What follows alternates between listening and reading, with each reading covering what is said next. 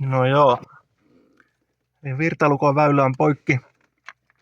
Lukko roikkuu muutenkin vain nimellisesti tässä näin. Ja keppiyksikköä ei oo. No EGS tai tuo vaihelaatikon purkki, niin ei se nyt vielä on, että ei tiedä tuleeko manuaali vai automaatti, mutta kuitenkin niin siinä on tuo päävirra syöttö tuonne paksuille kaapeleille.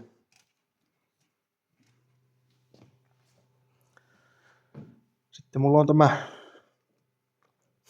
Copra RTP-emulaattori, millä mä oon paljon testaillut ja EEPROMi johtojen nokassa niin on helppo muutella ja ei tarvitse paljon juotella.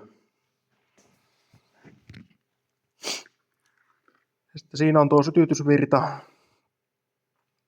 katkasi ja nyt huomioon, että mulla ei ole kytketty ollenkaan sitä niin kuin noissa ML-malli Mersuissa tai niin kuin V163 on analoginen se VP50 inputti.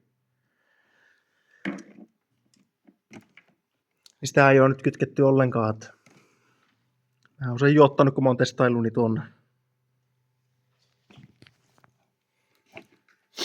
Nyt sitten kun mä kytken sytytysvirran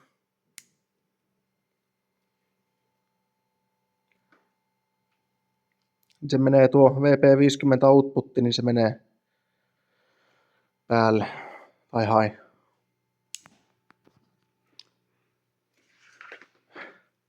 Se on pois päältä.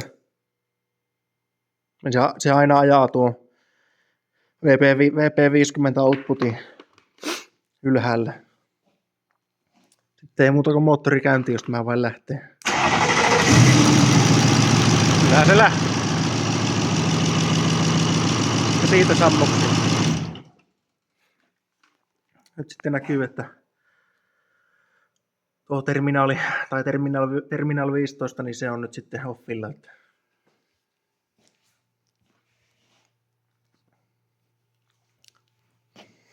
Tämä emulaattori on ollut kyllä pirun hyvä kapistus. Että